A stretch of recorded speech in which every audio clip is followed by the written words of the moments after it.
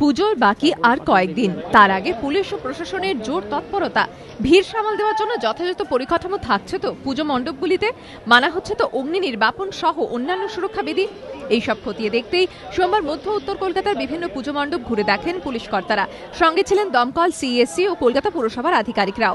এদিন college square, Mohammad Ali park, Santosh Mitra square, Bagbazar সহ বিভিন্ন পুজো মণ্ডপ পরিদর্শনে যান কলকাতা পুলিশের যুগ্ম পুলিশ কমিশনার সদর রাজীব মিশ্র।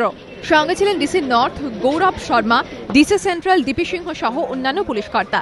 হাইকোর্ট ও দূষণ নিয়ন্ত্রণ পর্ষদ নির্দেশিত বিধি সঠিকভাবে মানা হচ্ছে কিনা তা দেখার পাশাপাশি অগ্নি নির্বাপন সহ অন্যান্য সুরক্ষা বিধি খতিয়ে দেখেন তারা। খতিয়ে দেখা হয় জরুরি ভিত্তিতে ব্যবস্থা নেওয়ার পরিকাঠামো।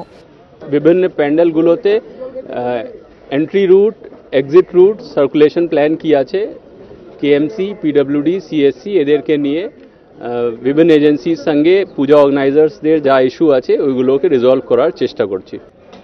পুলিশের গাইডলাইন মেনেই প্যান্ডেল তৈরি করা হচ্ছে বলে জানিয়েছেন উদ্যোক্তারাও।